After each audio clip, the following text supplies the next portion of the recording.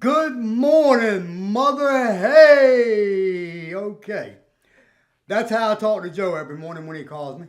So I'm a little intimidated about this atmosphere that I'm in right now because I've never been in this position before. However, I'm going to share with you guys a little bit about what's going on in my life. Since I've been invited to become a part of the After Prison Show, my life has changed drastically for the better. I am happier now than I've ever been before in my entire life.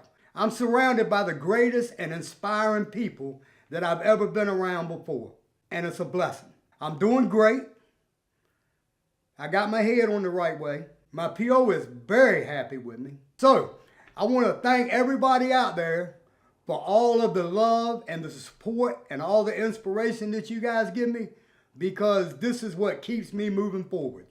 You guys are awesome. Thank you so much. With that, I'd like to share a prison story with you guys. I guess the reason for this, or some of the reason behind it, is the simple fact that thinking about incarceration and sharing stories with you guys reminds me and lets me know this type of situation that I never want to find myself in again. So this prison story that I want to share with you guys is about the worst cellie that I've ever had in my entire life. And believe me, throughout all the years that I've been incarcerated, I have had a lot of cellies. But this one was the worst. So I was in the Chesapeake City Jail waiting to go to court to get my time, and they woke me up one morning and told me to pack my stuff, that I was being transferred. I said, okay. Transferred where? They told me that I was being transferred to the Hampton Roads Regional Jail. I've never been to the Hampton Roads Regional Jail before, but I didn't care. It didn't make no difference. Jail is jail. You gotta hate it. So they transferred me to the Hampton Roads Regional Jail.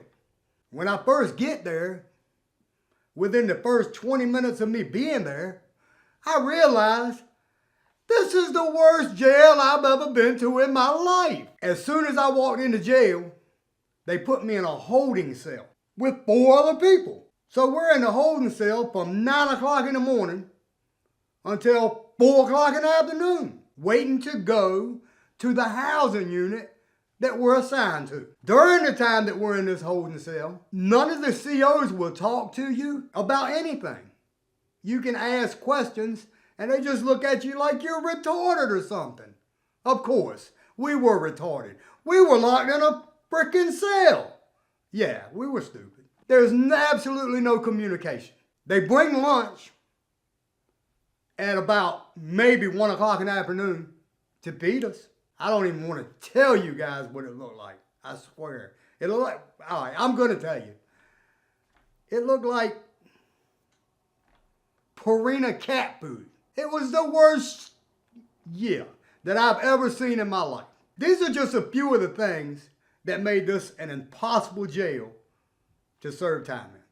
You do not ever want to go to the Hampton Roads Regional Jail, I promise. So when they finally decide to move us to our housing units, where we're going to be kept at, caged at, or whatever you want to call it, for the remainder of the time that we're in jail there, they put me in a housing unit, a 100-man housing unit, and they put me in a cell with a pretty cool cellie. He was an all right dude. We rocked. We did all right for a while. During the first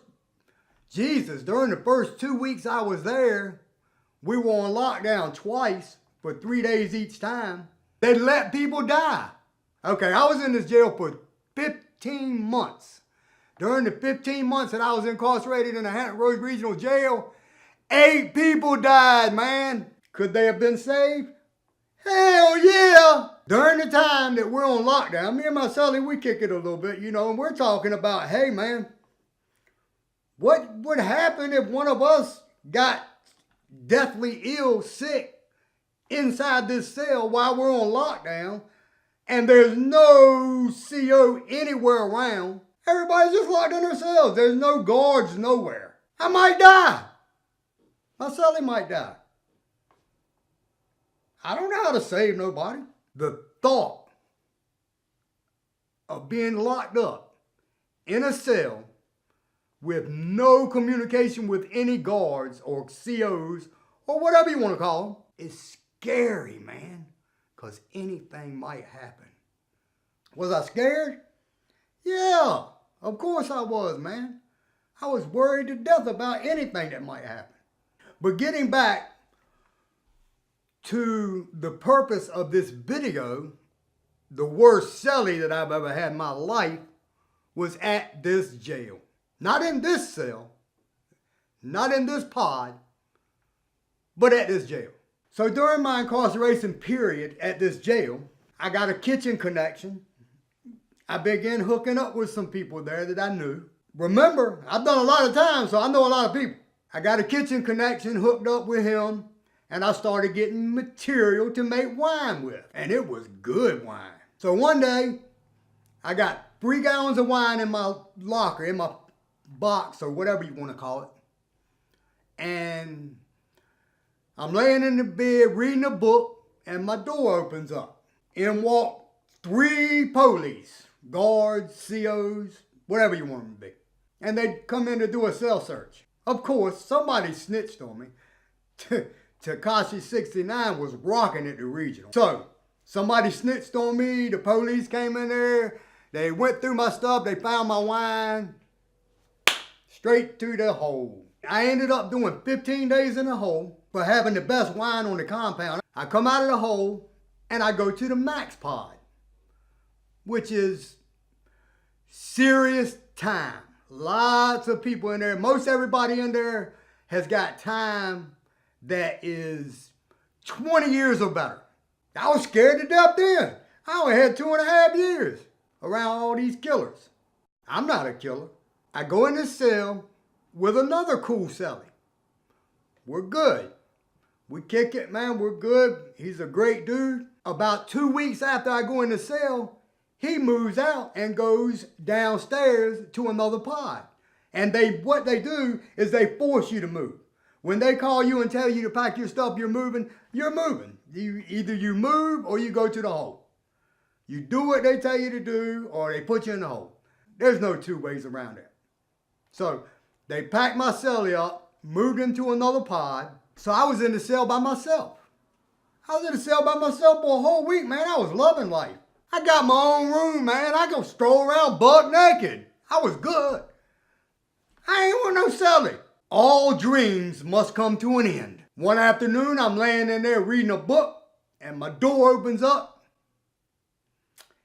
and here he comes. Yeah, this is the worst one. In walks this great, big, fat, sloppy, young piece of, you get the idea. He comes in, he puts his stuff down. He don't say nothing to me. He walks right back out the door. I'm cool with that. You don't want to talk to me? I ain't no problem with it. I ain't nothing to say to you either. A couple hours later, they call lockdown. Everybody's got to go to their cells, lockdown. They call it quiet time. That's the craziest shit in the world. Quiet time in jail? Quiet time is the loudest time in the whole jail. When you get locked down on quiet time, everybody's yelling out the doors and hollering at people and everything. So there's no quiet at all. When they pop the door, Fat Boy comes back in. He says, "What's up? Where you want to be up?" I don't know. What's up, man? He don't say a whole lot of nothing else. So I guess he goes through his stuff, whatever, gets his bed made up. So he gets up on the rack. He don't talk. He ain't got a whole lot of nothing to say. I'm all right with that. I guess about 2 hours later, we're still locked down. So he gets off his rack and he goes to the door and starts hollering out the door. Hey, blah, blah, blah. Okay, first, keep in mind, I'm a really laid back dude. Okay? I'm laid back, I'm easygoing. I try to be humble.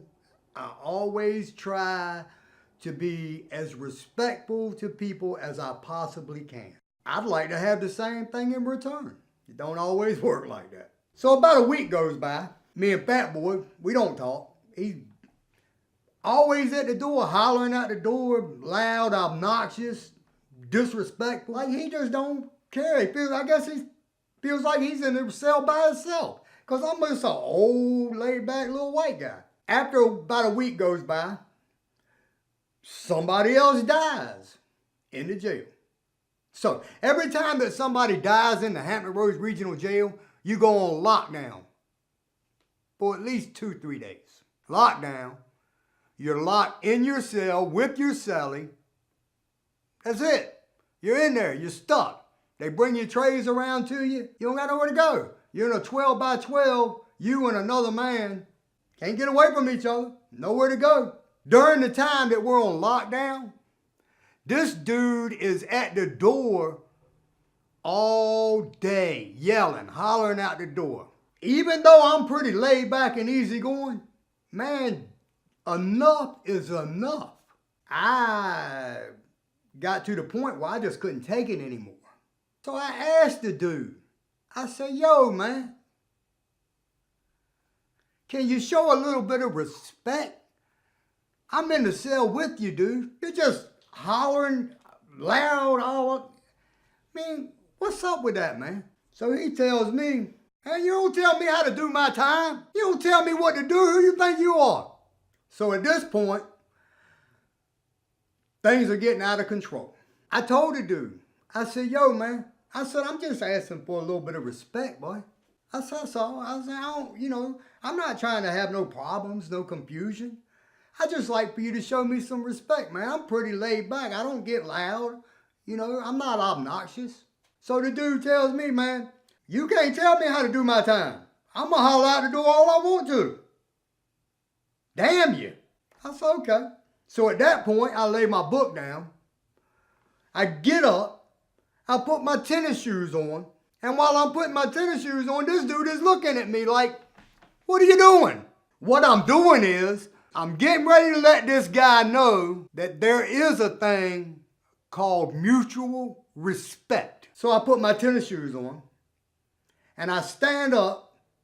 And he's facing me. He's at the door. His back is to the door. And he's like, what? What are you going to do? And then he starts talking a whole bunch of bull. Like, man, yeah, I'm this, that. I'm this, and you ain't do nothing to me, and all this. Like, you ain't going to do nothing to me. You're a soft, all this type of, anyway. So, while he's popping his mouth off, I punch him in the face. I don't have a whole lot of time for conversation, man. That ain't what I do. I fired on him. I just punched him in the face. Rocked him too. A good shot. Don't you know, man, that this big, fat, sloppy dude almost started crying. He didn't do nothing about it. I'm ready for a fight. This dude is talking all this shit about you can't do this and you can't tell me this and that. Man, I don't care nothing about that. I care about you steady disturbing my peace in here hollering out that door. And when I hit this dude, man, he almost balled up like a little girl or something. He almost started crying. I thought he was going to fight. Lord, I felt bad. I felt sorry for punching him in the face. I swear I did. After I punched him in the face, and he started his little soft boo-hoo type, oh man, yeah, what you hit, man? Come on, man. I don't want to fight, man. Man, I felt terrible. I also felt like I accomplished something. Maybe now he would shut up and show me some respect. I sat back down on my bed. I didn't know what to do. I wanted to fight, but he didn't want to. So I sat back down on my bed, man. I took my shoes off. I just sat there. I was dumbfounded, man. I didn't know what to think, man. This guy talked all this smack, man, to me and then acted like a little sissy. I was kind of scared he was going to tell the police on me for hitting him. So I laid back down on my rack. I picked my book up and started reading again. The whole time I'm keeping an eye on this guy because I don't know if he's going to try to jump on me while I'm laying down or what. But I'm ready for him, whatever. I mean, I don't care. He gets back in his bunk and he's quiet. For the next 2 days, we're on lockdown. He don't holler out the door. He don't play his radio loud. He's quiet as a church mouse. So I decide during this time that there's no possible way that me and this guy can be cellies. It's not gonna work. 2 days after I hit him, we come off a lock. Our doors pop open. Everybody comes off a lock. He gets up and takes off out into the day room. He don't say nothing to me. He runs over there by his buddies. As I said, we can't be cellies no more. While he's out in the day room, I snatch his mattress off the bunk and throw it in the floor. I take all his personal property and put it on top of his mattress. Everything he owns. I pick his mattress up and I sling it out into the day room. You've been evicted. You're out of here. You can't live in here no more. So everybody in the whole day room is watching this, is seeing what I did. And they are dogging this dude. Oh man, you gonna let him throw your stuff out like that, man? Oh man, oh, you a bitch. Oh man, oh Lord, it was coming a million miles an hour. His stuff's laying out in the day room, all of it. He can't come back in my cell. Not happening. You can come back in there to fight me about it, or you can carry your ass. Other than that, that's over. You gone. You going to another cell. You going somewhere. I guess it was probably about 30 minutes after I threw his stuff out in the day room, I saw him going out the door, being escorted by the police. That don't mean but one thing. You checked in.